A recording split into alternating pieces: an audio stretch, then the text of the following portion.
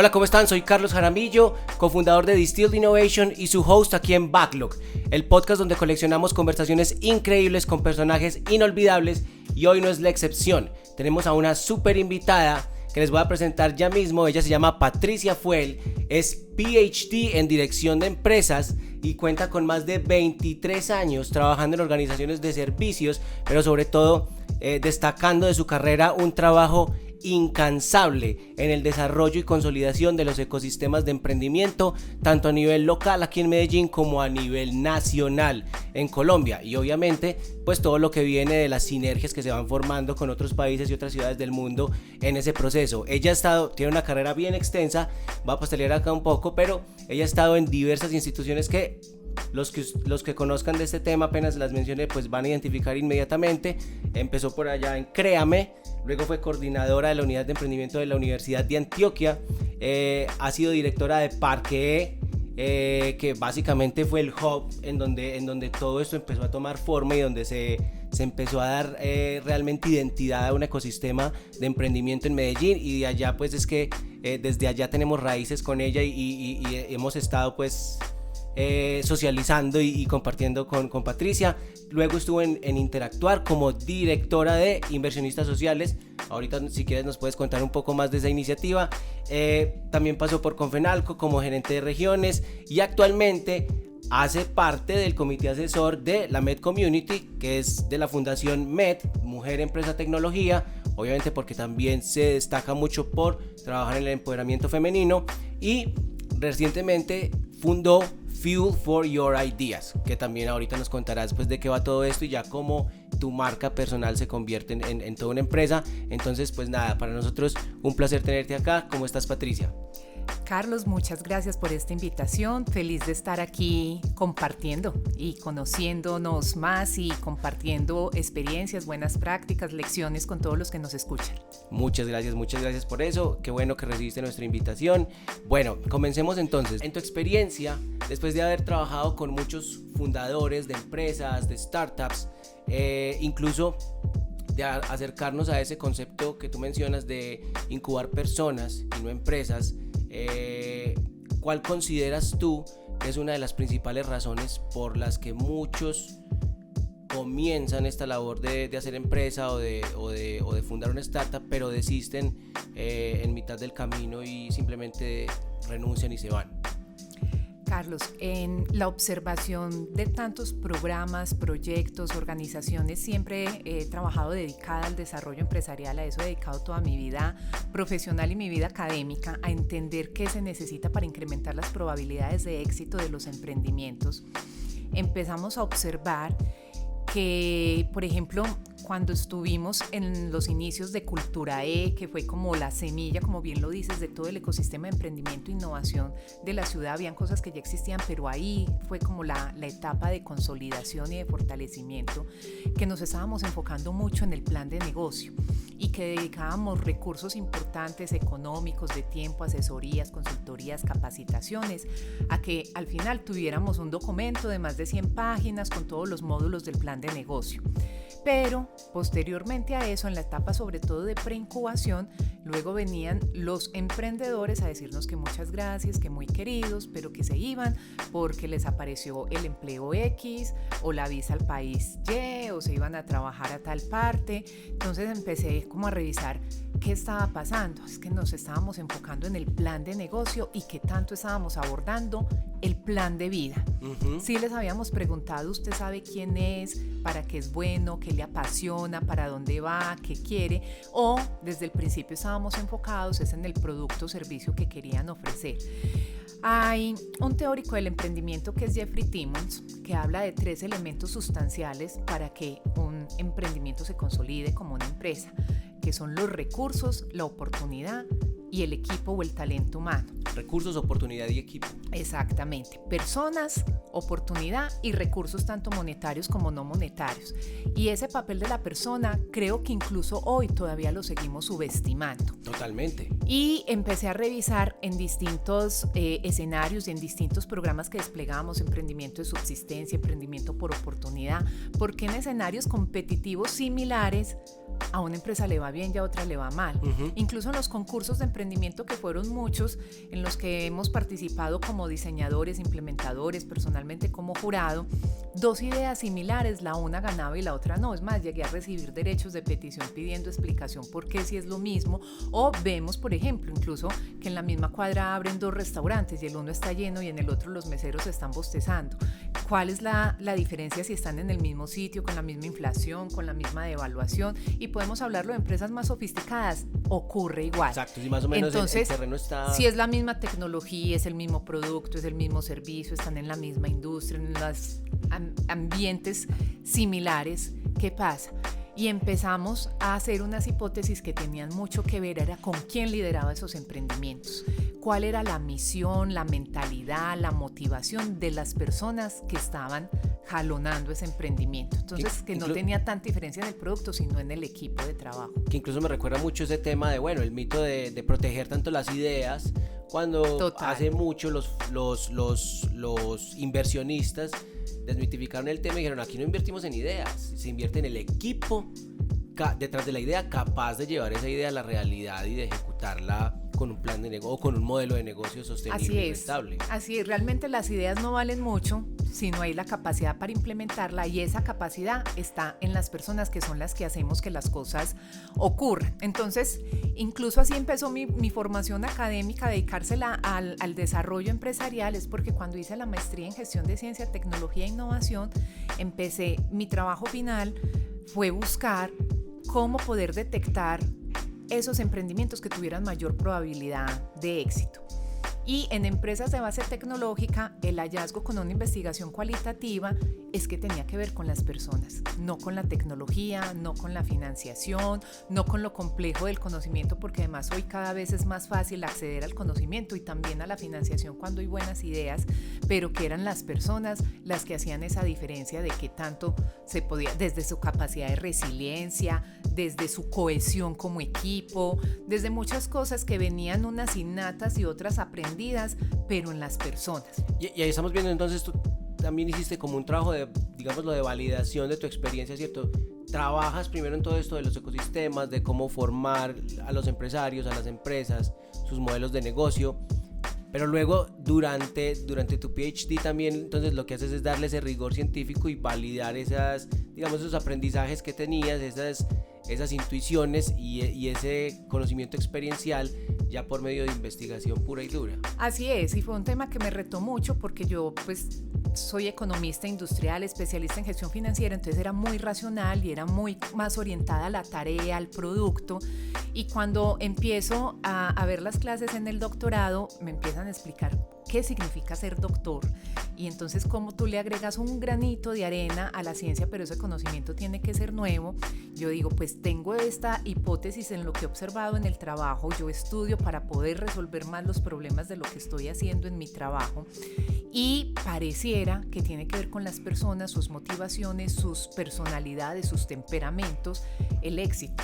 Pero yo no lo veía porque yo decía, eso es un tema más como de psicología. Me dijeron, justo cuando tú mezclas saberes, disciplinas distintas, ningún psicólogo va normalmente a relacionar esas personalidades o esos temperamentos con el desempeño empresarial. Eso solamente lo podría ver, por ejemplo, un economista que está trabajando con eso, y así empezó mi investigación doctoral, y mi tesis está dedicada a los emprendimientos y sus equipos fundadores.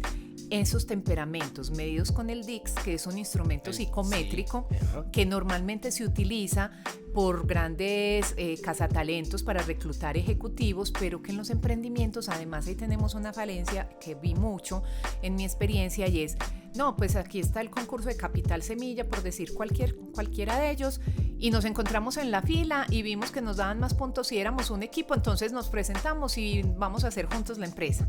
O no, yo soy socio porque es mi amigo del colegio, porque es mi novia, porque es mi hijo, porque es mi mamá, porque es mi esposa, pero realmente no había mucho análisis de cómo conformar ese equipo de trabajo para emprender. Se daba ahí como de una manera muy espontánea, sin hacer un análisis estratégico de con quién me uno para emprender. Y lo que demuestra la tesis doctoral es que efectivamente hay una correlación entre la probabilidad de éxito de los emprendimientos y ciertos patrones de conformación en ese temperamento y esas competencias blandas que tienen, en qué tan dominante, influyente o con control al detalle tienen las personas que conforman ese emprendimiento. Digamos que esa es como el granito de arena de contribución a la ciencia, es que se ha escrito mucho en el mundo alrededor del emprendedor y te dan un dechado de virtudes de lo que un emprendedor debería hacer. Yo nunca pude como compartir mucho eso porque decía, a mí que me lo presente, pues que es resiliente, orientado al resultado, pero que también es buen comunicador y que es, o sea, pues como 50, 60 competencias para ser un emprendedor, pero en equipo es mucho más fácil conformar todo ese set de competencias. Exacto. Y hacer equipos estratégicos que incrementen la probabilidad de éxito de ese emprendimiento. Eso fue lo que logró demostrar la tesis doctoral. Increíble todo ese proceso. Exacto, generalmente uno está midiendo como esas habilidades técnicas, o estamos midiendo esas habilidades técnicas, y bueno, yo incluso cuando algo no funciona también hay elementos para el candidato, cuando, ¿cierto? Porque se habla hoy de no hubo un fit entre la cultura de la empresa y tu sistema de valores o lo que fuera y no encajaste, ¿cierto? O sea, hay razones por las cuales un profesional de pronto no está llamado a ocupar un rol dentro de determinada empresa o industria precisamente por esa cultura. ¿Cómo hace uno? O sea, cierto, a veces de pronto es más fácil medir esas habilidades técnicas que las otras que conformarían ese. Así es, incluso lo que me lleva como a meterme mucho en este cuento es que he sido invitada a nivel nacional e internacional como jurado de concursos de emprendimiento y veo que pues hay unas matrices siempre para evaluar si a nivel de mercadeo está bien, su parte social, la parte ambiental, la parte jurídica, muy fácil como chequear la empresa cómo está. Pero a la hora de seleccionar los equipos o de evaluar quién tiene ese potencial es muy por el olfato. Entonces uno llama a un comité de expertos, entre comillas, a que digan quiénes pasan incluso un proceso de incubación o no, y la misma admisión, incluso cuando estuvimos en Parque del Emprendimiento, porque recibíamos muchas postulaciones, pero solamente habían máximo 70 plazas por año. Entonces era muy como, no, pues a mí me suena, me transmitió energía, y eso llevaba a que muchas veces el que mejor discurso tuviera, exacto, era el que ganaba, pero no necesariamente es el que tenía la capacidad de ejecutar esa empresa. Entonces creo que ahí pues tuvimos unas lecciones aprendidas importantes. Yo decía, debería haber alguna herramienta con la cual medir un poco mejor cuál es el equipo que más probabilidades tiene, y empezamos a implementar el DICS tanto en la selección como en el acompañamiento a los equipos de trabajo para que realmente sea un acompañamiento integral, porque de nada me cuesta, es que hay unos planes de negocio hermosos, espectaculares, pero si no hay nadie que los ponga en marcha, pues no pasa nada. Y hoy hay bancos, yo creo que en todas las universidades, de ideas y de planes de negocio que nunca han visto ni verán la luz porque no están las personas que están con las competencias necesarias para ponerlo en marcha. Exacto, de pronto mucho conocimiento archivado, pudiendo estar generando y capturando valor. Eso.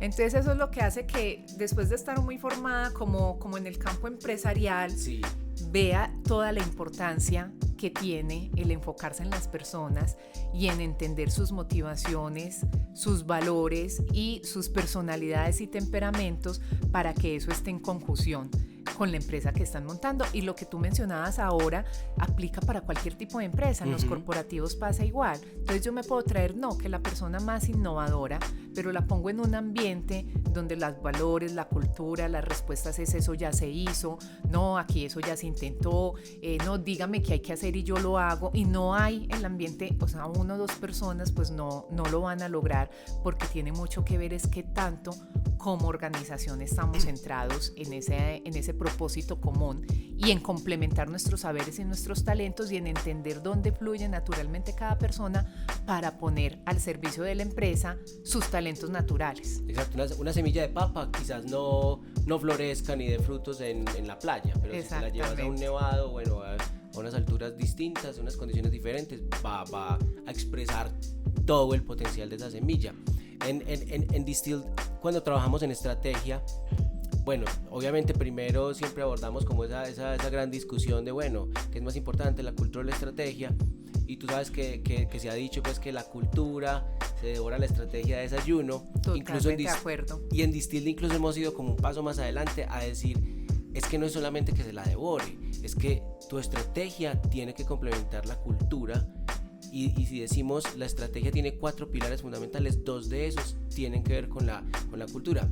Uno de ellos habla de los valores, cuando hacemos diseño estratégico, y nosotros decimos los valores son muy importantes, ¿cierto? Primero desde el punto romántico y todo eso, pero cuando vos los llevas a un nivel pragmático, esos valores bien entendidos me hablan mucho de la cultura y empiezan a generar un tipo de comportamiento, ¿cierto? Y es con ese tipo de comportamientos que tu equipo de trabajo o las personas que trabajan en X o en Y se empiezan a diferenciar, ¿cierto?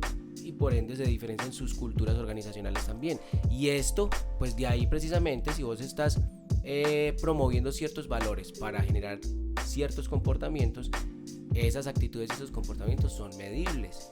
Y desde que sean medibles, pues obviamente entonces hace sentido promoverlos desde la estrategia, por lo que tú dices, porque al fin y al cabo, si promovemos ese tipo de comportamientos, de adopción de valores, pues entonces vamos a estar viendo también los réditos en un equipo con mayor cohesión, mejor articulado, mucho más, ¿cierto? Que se complementa bien, cada uno siendo específico en un set de skills o desde su rol, pero con el pensamiento sistémico, sabiendo cómo lo que yo hago le aporta al resto también, y así pues se genera como esa armonía. Eso es súper clave, y creo que es una de las cosas más difíciles o en la que fallan más hoy las empresas en darse cuenta que es súper importante. ¿Cómo le hacemos frente a los entornos VUCA? ¿Cómo vamos a los BANI? Exacto, a la velocidad de la disrupción. No, tenemos que comprar esta tecnología, cambiemos las aplicaciones. No, invertir en las personas. Total, y con eso que mencionas es que se me vienen a la mente muchos ejemplos. Y un poco es cuando hacemos referenciación, por ejemplo, de otros ecosistemas de emprendimiento e innovación en el mundo. Yo tuve la oportunidad de estar un mes en Israel aprendiendo de empresas de base tecnológica, también de todo lo que aplican de tecnología en agricultura, y bueno, como muchas cosas, como no, pues qué rico venir y traer para acá, casi que hacerle copiar y pegar.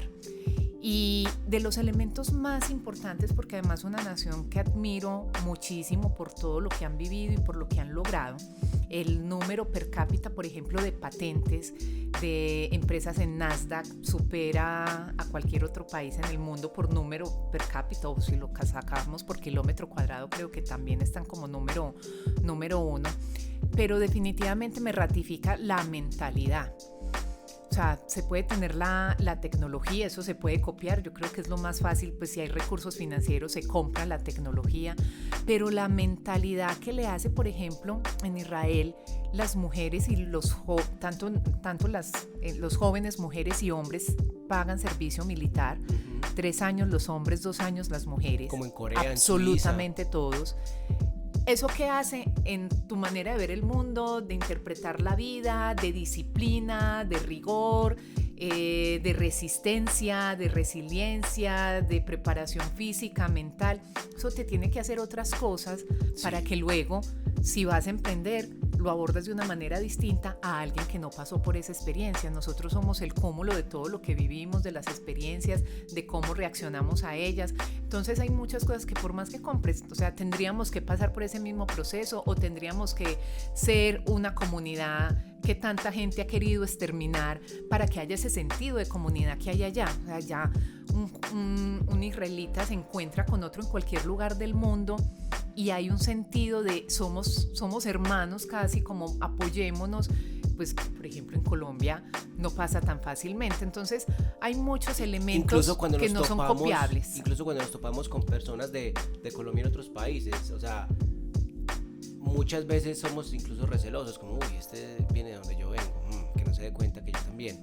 En vez de abrirnos y empezar a generar una comunidad, y obviamente pues sí, este pueblo con ciertas condiciones muy adversas, históricas de hace mucho, pero sin descontar que nosotros también, o sea, podemos utilizar la adversidad que hemos tenido en común como nación los últimos 50, 100 años, o encontrar incluso no un punto de adversidad, sino un punto también de orgullo, de reconocimiento, de algo feliz o de otro tipo de emoción, pues que no, o de experiencia, pero de la cual podamos reconocernos y sentarnos a la mesa. Pero mira, Carlos, que la manera como reaccionamos frente a los sucesos que nos ocurren, sí. Lo que mencionas de la adversidad o de la abundancia, también diría yo, ese es otro ejemplo. Entonces es cómo o uno crece a partir de eso, o por el contrario, el estar muy cómodos nos ha hecho daño. Una parte, por ejemplo, de las invenciones e innovaciones tecnológicas en temas de defensa de Israel ha sido precisamente su condición. Nosotros, por ejemplo, hemos tenido unas condiciones también muy complejas, pero eso no nos ha llevado a dar ese salto, por ejemplo, en temas de tecnología y de innovación, al menos hasta los puntos pues que ellos han logrado darles explotación comercial en otros campos y en otras industrias, porque lo han aprovechado entonces no solamente en la industria militar, sino que lo han podido explayar para otros, polinizar, esa palabra me gusta mucho. Y en el tema de la abundancia de recursos naturales, Israel ha hecho unos temas en tecnología para agricultura al ver las condiciones que tienen de estar en un desierto y cómo lo hacen florecer. Entonces el riego por goteo, la agricultura enfocada en la eficiencia, el hacer el tomate. Sí, o sea, han logrado unas cosas. Yo digo, nosotros con todo lo que tenemos, y es como pareciera inversamente proporcional a lo que hemos desarrollado. Claro, como no hemos visto la necesidad, como en Colombia, pues no sé, estamos en el Chocó, alzamos una mano y podemos alcanzar el plátano, con la otra bajamos la papaya, el mar llega y se va y deja los atunes ahí brincando. Entonces cero aplicaciones de tecnología, o por lo menos pues muy incipiente lo que hemos avanzado en tecnología para la agricultura. Entonces, ¿eso a qué nos vuelve a llevar? Al gran mensaje, y es la mentalidad, son las personas, son la manera como yo reacciono frente a los sucesos que hay, y soy lo que puedo hacer cuando ya somos varios en conjunto con esos temperamentos, con esas personalidades, con esas competencias, y que tanto nos metemos en el bus de esto lo queremos cambiar, queremos hacernos cargo.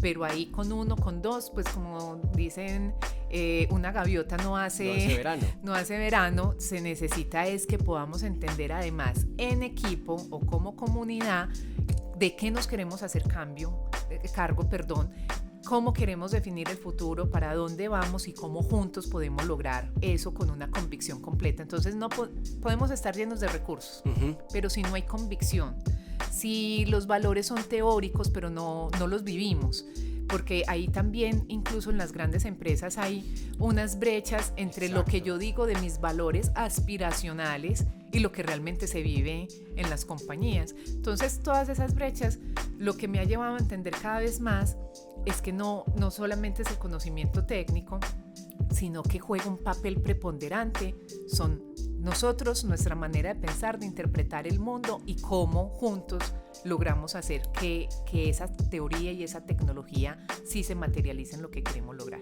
Tú tocas un punto súper importante, es el cambio de mentalidad, claro, y de pronto nos tenemos que dar cuenta que aquí nuestras principales riquezas o nuestras principales ventajas tienen un doble filo, exacto. Aquí hay abundancia, pero entonces la abundancia nos hace complacientes, no tenemos estaciones, entonces las estaciones no hacen que cada 4 meses tengamos que cambiar nuestro estilo de vida y adaptarnos a esa naturaleza, cierto, más salvaje, cierto, no estamos ante la escasez, y eso entonces nos puede llevar a una trampa. En Distill también, precisamente, en el trabajo estratégico hablamos de no ser un sapo hervido. Los sapos no perciben los cambios de temperatura. Si el sapo vos lo pones en agua tibia y empiezas a hervir esa agua, el agua hierve y hasta ahí llegó el sapo porque él no lo percibió. Y el mensaje es: no podemos depender del shock para reaccionar. Entonces sí, es darnos cuenta que tenemos esas ventajas, pero no significa eso que nos tenemos que dormir en los laureles porque tenemos ya todo por sentado, sino entender, sí, tenemos estas ventajas en medio de un mundo que está cambiando aceleradamente cierto a pasos agigantados también de la mano de la tecnología. Entonces ahí lo que tenemos es que estar siempre vigilantes, no esperar a que el shock nos quite toda esta abundancia, ponga en peligro todos estos recursos, esta riqueza que tenemos, sino más bien cómo le damos sostenibilidad, porque ese viene a ser el reto, y creo que ahorita vamos a hablar también de crisis climática un poco. Pero antes de eso me devuelvo, no solo ha sido Tel Aviv, tú también has tenido la oportunidad de conocer un montón de ecosistemas, el de Alemania, creo que Holanda también, sí. ¿Cierto? Si empezamos a contrastar todos estos ecosistemas diferentes en diferentes latitudes con el ecosistema nacional acá en Colombia y con los ecosistemas en general en la TAM, y hilándolo con algo que mencionabas también al principio, y es Parqué en la incepción, en este momento, en qué etapa están esos ecosistemas y cuál debería ser ese enfoque, obviamente aprendiendo de los otros, pero ya tropicalizándolo, pasándolo por ese tamiz, pasándolo por ese filtro, y no simplemente copiando y pegando, sino entendiendo más cuál es el marco de trabajo para enfocarlo en nuestras ventajas competitivas. Bueno, yo creo que Colombia y si vamos, pues Medellín ha sido un referente a nivel internacional, especialmente para Centroamérica, para Suramérica. Hemos hecho cosas muy positivas, hemos aprendido mucho, tenemos muchas buenas prácticas ya, muchas lecciones aprendidas, pero nos falta desarrollar muchos elementos. Uno de ellos, por ejemplo, siento que tenemos todavía una deuda con el campo colombiano y con la seguridad alimentaria. Y lo que decías ahora, precisamente el no tener estaciones, yo no sé si nos ha hecho bien o nos ha hecho que tenemos oportunidades de mejora, porque entonces no planeamos mucho, no nos preparamos porque de tal mes a tal mes va a pasar esto, pero eso tendría antes que habernos llevado a ser unos tomadores de decisiones mucho más rápido, porque nuestro clima es impredecible, porque los fenómenos climáticos cada vez están más inciertos a la hora de predecir. Por ejemplo, pues el fenómeno del Niño que se está anunciando, dicen que va a romper récords históricos, pero no están muy claros incluso pues los estudios de hasta dónde nos puede afectar, pero sobre todo es que no nos preparamos, ni siquiera lo del sapo, ni siquiera esperamos el punto para reaccionar, sino que como que nos vamos dejando llevar y no tomamos acción, no nos hacemos cargo. Entonces yo creo que ahí nos ha faltado decisión y nos ha faltado además parte del ecosistema entendiendo mucho más el campo y el desarrollo agroindustrial y cómo conectar más, además con objetivos de desarrollo sostenible muy claros que tienen que ver con el hambre cero, pero también con el desarrollo económico, con la generación de ingresos dignos para el campo. Y tuve pues también la oportunidad de estar viendo temas de innovación en agronegocios en Holanda.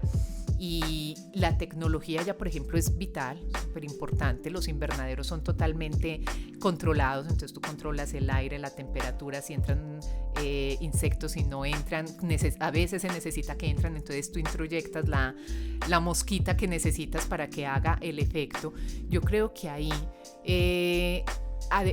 entendiendo primero la importancia de la mentalidad, de esa capacidad de superación, de resiliencia, de tomar acción, de conformar equipos para la ejecución, pues también no descartar que la tecnología hace elementos importantes para hacerme cargo de y tener control sobre lo que está pasando, y no que sea el clima el que nos lleve por el camino que quiere el clima, sino ser protagonistas de esa historia. Y yo creo que ahí tenemos una deuda importantísima con el desarrollo rural y especialmente con el desarrollo agroindustrial. Sí, y obviamente esto ya empieza, lo que tú dices, casi que tenemos un lag o una latencia ahí,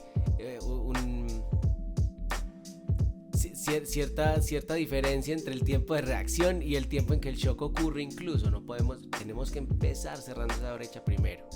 Y hoy, de cara a la crisis climática, como tú lo dices, las necesidades vuelven a cambiar. Hoy de pronto entonces ya se siente el peligro sobre esa abundancia que tenemos, porque los extremos de esos climas también nos empiezan a porrear ya, y empezamos a sentir el efecto, y eso obviamente va a demandar también nuevos enfoques desde nuestras industrias y desde la creación de empresas. Ahí hay un mundo de oportunidades. Y vuelve y se me conecta con el tema de mentalidad. Es que tenemos mucha iniciativa, pero poca acabativa. Yo no sé realmente si la palabra exista, pero me refiero es aquí que somos, sí, entonces salimos de una charla o de una pasantía súper emocionados y, ay, eso hay que hacerlo, salí súper sensibilizada, no, vamos a emprenderlo, pero finalmente pasan los días y ya se nos hace paisaje y no llevamos a cabo. Y sobre todo todavía nos cuesta mucho trabajar en alianza, trabajar en sinergia, y con los recursos limitados que hoy tenemos, eso es vital para poder hacer tecnología de buen impacto, para hacer megaproyectos. Entonces yo me acuerdo mucho que en Holanda tuvimos la oportunidad de visitar pues como todo un centro dedicado a la industria láctea. Acá tenemos todo para hacerlo, pero se nos pasan años antes de que lo podamos materializar. Exacto, o sea, y que las inversiones sean lo suficientemente significativas. Entonces hay ideas muy buenas, muchísimas, pero la capacidad de ejecución y de unirnos bajo un propósito común no es fácil. Si bien tenemos ejemplos exitosos, yo creo que todavía tenemos un listado de temas pendientes donde se necesita trabajar más por un objetivo común, menos por los intereses propios, y pensar más en grande para materializar realmente los proyectos y las oportunidades que tenemos en Colombia. Exacto, y yo creo que sí es importante tener esos referentes, ¿cierto? Esos referentes macro y toda la cosa, pero lo que tú dices, si nosotros tenemos también unas condiciones sui generis, pues no tenemos que importar incluso la tecnología de una latitud distinta donde las condiciones son totalmente opuestas. Podemos crear la tecnología acá con base en el conocimiento que está abierto y que sí se está compartiendo. Eso también me lleva a que toquemos un punto esencial acá, y es ¿por qué nos cuesta tanto creer en el talento local y preferimos a veces traer a los expertos o contratar a los expertos de afuera? ¿Qué opinas tú de eso ahí, Patricia? Yo creo en la importancia de referenciarse y de entender qué está pasando en el mundo, pero muchas veces implementar eso por los contextos tan difíciles es poco o es muy puntual lo que podemos implementar. Yo creo que aquí nos falta creer más en nosotros mismos, creer en ese talento local y pasar más a la ejecución. Como te digo, hoy hay inventario de planes de negocio, hay inventario de ideas en el tema incluso de desarrollo agroempresarial, pero nos falta esa capacidad de ejecución, y cuando vamos a campo a trabajar con las personas que realmente están cultivando los alimentos que consumimos diariamente, que he tenido la oportunidad de también estar con ellos, vuelve y juega mucho un tema de mentalidad. Entonces la tecnología es importante, pero si la mentalidad no está, entonces cuando nuestros campesinos dejan de verse como campesinos a verse como agroempresarios, cambia totalmente. Y ahí he podido participar de experiencias muy bonitas, donde pues claro, es que si yo estoy en la finca y no diferencio los horarios de trabajo, y desde donde estoy trabajando veo mi casa y veo cómo entran y salen los niños del colegio, y mezclo en el mismo bolsillo la plata del fertilizante con la plata del mercado, digo que el campo no da, pero nuestros abuelos levantaron 14 y 15 hijos y a muchos les dieron universidad a partir de sembrar papa, de sembrar fresa, de sembrar mora. Entonces ahí hay todavía muchos mitos y muchos paradigmas que necesitamos entender y ver que esa puede ser no una finca, sino una agroempresa. Y yo me voy a devolver a otro concepto que me gusta mucho, y es que la primera empresa, todos hoy deberíamos ser empresarios, porque la primera empresa soy nosotros, claro, como marca personal. Yo tengo una persona a cargo que no es nada fácil además de llevar, que soy yo misma.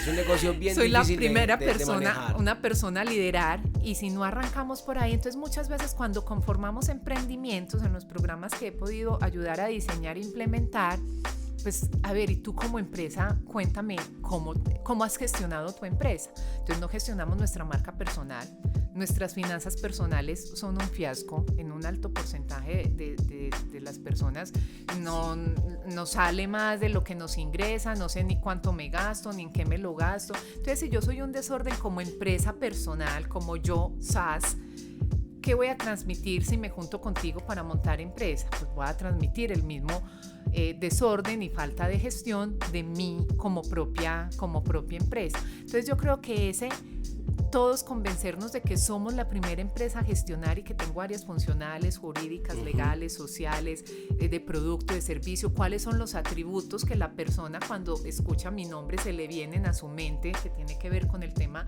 de marca personal, pues entonces ahí empieza a explicarse mucho de por qué nuestros emprendimientos tienen unas altas tasas de mortalidad, que en la literatura del emprendimiento se llama Valle de la Muerte. El Valle de la Muerte. Bueno, sí, o sea, el Valle de la Muerte se le dice, es porque, según estudios, solamente el 10% de las empresas que se crean llegan al 10º aniversario.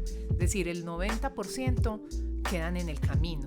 Normalmente en el primer año se mueren entre el 30 y el 40% de un grupo de empresas que se crearon ese año. A los 5 años puede llegar hasta el 70%. Las empresas ya no existen y por eso es tan difícil que incluso una empresa que cumple los 10 años puede decirse que ya superó por lo menos el Valle de la Muerte. Entonces, muchos esfuerzos y recursos invertidos en la etapa de emprendimiento quedan, pues, no voy a decir perdidos, pero quedan diluidos, quedan en otras competencias y las con personas, la esperanza de que se capitalice ese conocimiento posteriormente, sí. Pero en esas iniciativas como tal no llegan a cumplir con éxito. Entonces yo creo que también como país tenemos que buscar un equilibrio, no solamente promoviendo el emprendimiento, sino qué nos está faltando en el camino intermedio para que las empresas que ya nacieron, que están sobreviviendo, pasen de sobrevivir a escalar y a consolidarse. Y ahí también es súper importante las competencias de emprender a las de ser empresario y lograr llevar la consolidación de una empresa. Hay personas muy talentosas para iniciar las empresas. No siempre son los mismos talentos requeridos para llevarla a escalar, a crecer de manera sostenible. Entonces volvemos al tema de la persona. Muy importante los recursos, muy importante la tecnología, pero la mentalidad lo cambia todo y lo he visto con campesinos de sigue en su mentalidad de soy campesino y el campo no da para nada y vamos a ser pobres toda la vida, a uno que cambia a su mentalidad de soy agroempresario y esta es mi empresa, saber los límites. Muchos de los nuestros ni siquiera saben dónde empieza la finca, dónde termina, pues hasta el charquito de allí, hasta el árbol de allá, pero ni siquiera, bueno, entonces ¿cómo voy a administrar este terreno? ¿Cómo lo voy a hacer más? ¿A qué costos? Si estoy ganando, estoy perdiendo, este es mi salario, sino que se va sacando, pues también en las tiendas ocurre mucho eso de, no, yo no tengo salario, pero acabo de ver que le diste 50,000 a tu hija y 100,000 a no sé quién y que acabas de comprar esto, pues ¿cuánto? Si lo sumaras, ¿cuánto? No sé. Entonces, esos grados de informalidad, a veces asociamos la formalidad a estar en cámara de comercio y yo creo que eso realmente poco tiene que ver con la formalidad. La formalización empresarial trasciende esos conceptos. Y lo que tú dices, o sea, hay aquí un montón de empresarios, ¿cierto? Que se han hecho a pulso, que hoy por hoy les va súper bien, pero que si también estuvieran ordenados en ese sentido, ¿cierto? Se darían cuenta de las fugas tan horribles que tienen de capital y que podrían estar destinando a más creación de valor. Eso es asustador. Bueno, tú nos has dado ciertas claves antes en la conversación, ¿cierto? Hemos hablado de cómo el emprendedor no tiene que ser súper especialista en todo, sino que se puede apoyar de su equipo y pues tú incluso te consideras una multitasker en rehabilitación, ¿cierto? Entonces háblanos un poco por qué ese fenómeno y también háblanos un poco sobre ese síndrome de la Mujer Maravilla y bueno, y cuáles son los pros y los contras que puede traer. Bueno, el aprendizaje en el ecosistema de emprendimiento para mí ha sido vital en mi crecimiento y desarrollo personal también. O sea, el aprender que el éxito empresarial tiene que ver tanto con las personas y no con que yo le ponga una fila de los mejores consultores de las tecnologías de la financiación, me ha llevado a muchas reflexiones y autoobservación, y esa conformación de equipo y aprovechar el talento natural pues también me han llevado a que por muchos años en mi liderazgo, por ejemplo, era muy multitasking. Entonces me sentía orgullosa de poder con este oído escuchar una cosa, con el otro otra, y mientras tanto ir mirando otra, y casi que con el pie haciendo otra cosa, pues, y mientras me cepillaba los dientes con una mano, con la otra hacía otra cosa. Sí, pero pues haz de cuenta. Y yo creo que a medida que uno va creciendo y va aprendiendo, y yo trato mucho de aprender de las experiencias de otros y por eso me nutro muchísimo y me encanta estar cerca a emprendedores y empresarios de todos los tamaños y de todos los sectores. ¿En qué soy buena? Y cómo me concentro en eso y cómo complemento otros saberes con los que son, y además cómo vivo el presente. Entonces también muchas de esos, yo vi empresas de las más exitosas que teníamos en los programas que acompañábamos diluirse porque entre sus socios no se comprendían, pero los números en cuanto a ventas, por ejemplo, número de empleados, eran los máximos, y otras por las que, por ejemplo, yo en su momento decía, no será la hora, como pensaba casi como con ganas de decirle a los emprendedores, no será la hora de replantear que esto no tiene mucho futuro, y ver cómo su insistencia los llevaba hasta llegar ahí.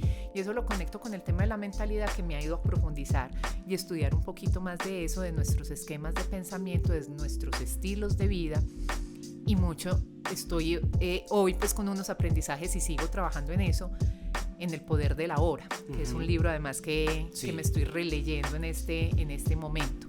Entonces, ese multitasking al final, ¿qué nos deja? Nos deja cansancio, nos deja qué tan efectivos y qué tan productivos somos en cada cosa que estamos haciendo, en replantearse nuestros propios paradigmas. Esto, por ejemplo, que hoy te estoy diciendo, hace unos años, incluso para mí, o sea, si me escuchara sería como impensable, después de defender Patricia tanto el multitasking, es: concentrémonos en lo que cada uno sabe hacer mejor, conformemos equipos de trabajo que realmente nos potenciemos, que estemos aprovechando ese talento, y cómo me disfruto además lo que estoy haciendo hoy. Entonces, ven, una invitación a: estamos aquí en este podcast, yo no puedo estar pensando en otra cosa. Cuando me estoy bañando, si me estoy bañando o estoy pensando en qué ropa me voy a poner, y cuando me estoy vistiendo, si me estoy vistiendo, no, estoy pensando en qué me voy a servir de desayuno, pero cuando estoy desayunando, no estoy desayunando, sino que estoy pensando por qué ruta me voy a ir. Entonces, finalmente, no estamos viviendo, sino que estamos como en un corre-corre, que finalmente es lo que hagamos, hagámoslo, que de verdad lo hagamos de calidad, lo disfrutemos, y que podamos así compartir con los demás de una mejor manera. Con conciencia de lo que estamos haciendo. Así es. Y creo que es súper evidente que esa falsa idea de que tenemos que ser excelentes en todo y ser capaces de hacerlo todos solos, pues al final lo que termina es, obviamente vamos a ser mejores para lo que tenemos unos talentos, en lo que hemos entrenado, en lo que naturalmente somos buenos o nos apasiona.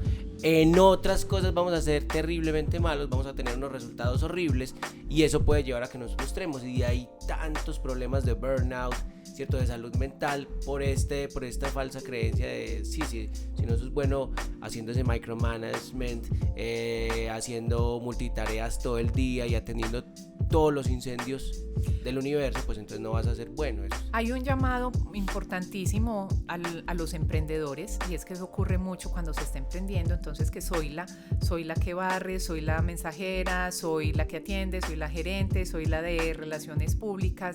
Yo creo que ahí uno vuelve y juega la importancia de tener un equipo de trabajo, un equipo de trabajo bien conformado, con el que nos podamos complementar. También de revisar, porque a veces uno dice, no, es que estoy emprendiendo, entonces no puedo pagar esto, pero puede que sea mucho más productivo pagarle, por ejemplo, a un productor audiovisual, al community manager, porque ese tiempo tú lo vas a invertir en la estrategia de la empresa, que finalmente te traerá los recursos para tener con qué pagarle, y es un círculo virtuoso porque estás enfocado en lo que realmente agrega valor. Y eso es difícil, a mí incluso en particular me ha costado mucho. Entonces yo te compartía que yo he sufrido por muchos años del síndrome de la Mujer Maravilla, y es: hay que ser bueno en todo, y si no, entonces látigo, porque no fui, además de buena emprendedora, de buena empleada, de buena jefe, buena esposa, buena hija, buena mamá. Entonces termina uno en un agotamiento que dices que no es la empresa, no es el contexto, es lo que nosotros mismos nos creamos para nosotros una mismos. Barra puesta. Y las creencias limitantes, que finalmente es como invitar a que aquellos que están emprendiendo se vayan un poco a la autoobservación, saquen altos para hacer autoevaluación de cómo lo están gestionando, de cómo se está viviendo esos desafíos, y qué cosas se pueden hacer para disfrutarlo más, para vivir mejor, y para que finalmente ciertas decisiones nos llevan a ser más potenciadores de valor. Súper. Muchas gracias por ese mensaje ahí de Patricia, para que empiecen a modular sus expectativas, para que empiecen también a confiar y aprender a delegar, y obviamente eso se va a ver reflejado en sus niveles de estrés, en sus niveles de calma, pero también en yo diría que una claridad muy contundente de dónde pueden ustedes crear valor para que puedan enfocarse precisamente ahí. Hablemos un poco de estas herramientas que te ayudan entonces día a día a enfocarte, a realmente a hacer la mejor versión de Patricia y poder hacer tu trabajo de una forma eficiente. ¿Qué herramientas tecnológicas de pronto estás utilizando hoy, o alguna pieza de contenido, un libro, una serie, una película que le quieras recomendar a las personas que nos están escuchando, Patricia? Bueno, yo creo que ahí cada cual también tiene que buscar con qué resuena, si es más auditivo, si es más visual, si es más kinestésico, pero la invitación sí es: gestionémonos como nuestra primera empresa. Así tengamos otra empresa, sea como empleado, sea como el dueño, fundador de esa empresa. La primera empresa a gestionar somos nosotros mismos, y de eso depende el impacto que logremos en las otras empresas. Entonces, y en las otras personas. Y en las otras personas, obviamente. Entonces hagamos autoobservación, evaluación y plan de gestión, y mi propósito y mi marca, y qué le estoy gestionando, porque además la marca personal tú le estás emitiendo, la gestionas o no la gestionas, algo estás emitiendo con tu marca personal. Entonces, en esas dimensiones de la vida, analizar el bienestar físico, emocional, el financiero, el social, el intelectual, es vital, y estar haciendo revisión de todas las áreas funcionales de ti mismo como primera empresa. Yo en particular pues acudo a varias. Una es aprovechar pues elementos como los podcasts me parecen fundamentales, sobre todo porque pues la movilidad de nuestra ciudad, y bueno, he tenido mucha oportunidad de viajar por carretera, entonces a veces viajo durante 3 o 4 horas. Me los descargo, porque además en muchas partes viajo mucho por carretera, no hay internet, pero entonces ¿qué es lo mejor? Pues te descargas unos capítulos bien chéveres y vas ahí alimentando tu intelecto, tu espíritu. Entonces tengo tanto intelectuales como de crecimiento. Me gusta mucho Efrén Martínez, por ejemplo, que se llama Ad Propósito, y me inspira mucho. Últimamente también por recomendación de alguien estoy con Psicología al Desnudo, también por si le quieren dar una chequeadita de esas cosas que te hacen, las preguntas que te ayudan a introyectar y a reflexionar, a evaluar cómo estás en ciertas dimensiones de tu vida, asimilando las experiencias y reaccionando frente a los sucesos que te ocurren. Para mí los libros han sido los mejores amigos desde que era pequeña. Entonces también, cuando, por ejemplo, esas son mi herramienta para un aeropuerto, una cita médica, una fila en un banco. Con un libro, pues le hago la fila que se necesite, o me quedo esperando lo que sea. Entonces siempre tengo un libro, por ejemplo, en el carro. Siempre tengo un libro a mano, y de distintos tamaños, como uno para el bolso, uno para que siempre en algún momento, una varada en carretera, ¿no? Pues con un libro espero tranquila que me rescaten, o a que llegue el carro taller. Entonces, en libros muchos, pues así que hayan marcado de manera importante y que trato de implementarlos y los repaso, está el Club de las 5 de la mañana. Ajá. Pues lo recomiendo, porque yo siempre he madrugado mucho, pero ese me dio un esquema para arrancar los días como de mejor manera. Te decía que estoy releyendo El poder de la hora. Sí. Y para entender mucho más todo este tema de las personalidades y de conocerme, yo creo que el autoconocimiento es vital. Es vital, y creo que aquí tenemos un punto en común en toda la temporada.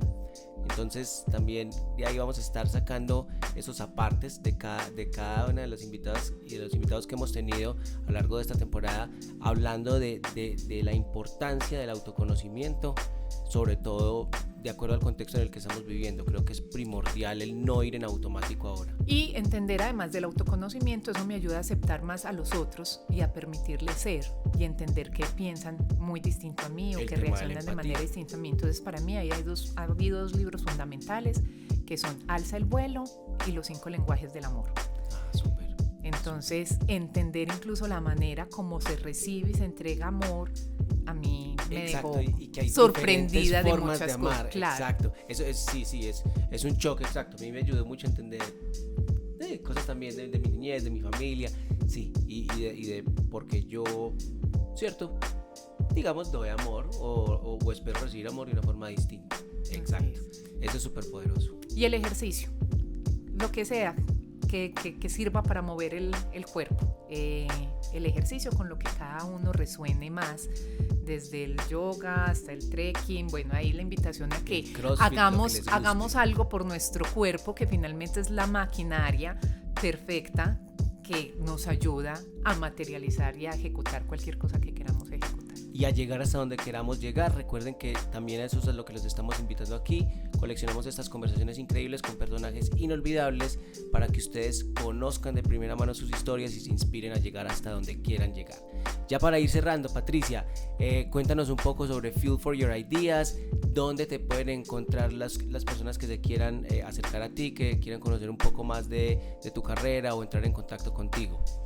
Bueno, pues hace más o menos 3 años, pues en términos además de coherencia, hemos hablado de que mi primera empresa soy yo y cómo gestiono la marca. Entonces, digamos, arrancó, esto es como un laboratorio de aplicación de todos los conceptos. A mí además mi hobby es enseñar, entonces también es como la manera de aplicar, de hecho hasta con mis alumnos, pues muchos de los conceptos de la gestión empresarial. Mi apellido es Fuel, que significa en inglés combustible. Entonces, pues finalmente yo con qué vibro alto, pues con meterle combustible a las ideas para que se hagan realidad. Entonces eso significa combustible para tus ideas. Y lo que se ha podido hacer es muchas de estas lecciones aprendidas que aquí he compartido, de lo que hemos vivido al participar desde el Banco de los Pobres, el nacimiento de Cultura E, de los CEDESOS, del Parque del Emprendimiento, de estar en el tema de las microfinancieras, de las inversiones sociales para el desarrollo empresarial. Pues he tenido la oportunidad de compartir y acompañar gobiernos, por ejemplo en Centroamérica, donde apoyamos como el equivalente de Impulsa en Honduras, por ejemplo, al equivalente del SENA en San Pedro Sula, en otras organizaciones donde hoy nosotros somos referente de cosas que se quieren desarrollar, y ahí entonces acompañarlos como en que aprendan por experiencia ajena la importancia de incubar personas, y no enfocarse solamente en la incubación de empresas, de la importancia de combinar la tecnología, los recursos con las oportunidades y con el talento humano. Entonces mi misión es facilitarle eso a otras organizaciones, tanto públicas como privadas, que apoyan el desarrollo empresarial, para que tengan más probabilidad de éxito, para que si se vayan a equivocar, se equivoquen en otras cosas que no tengamos contempladas, pero que nosotros ya hemos podido vivir. Y también hemos tenido la oportunidad de acompañar entidades a nivel nacional a través de programas de Impulsa que se están fortaleciendo en cómo tener mejores servicios de desarrollo empresarial. Súper, muy bien. Y te pueden encontrar en LinkedIn con tu perfil profesional. Ahí está Patricia Fuel. Así es. ¿Y en dónde más se pueden encontrar? www.patriciafuel.com. Excelente, muy bien. Entonces, no siendo más, los esperamos en un próximo episodio de Backlog. Espero que les haya gustado mucho ya saben, recomiéndenlo a todas las personas que piensen que esta conversación les puede servir, y nos vemos en una próxima. Patricia, a ti muchas gracias. Muchas gracias. Hasta luego.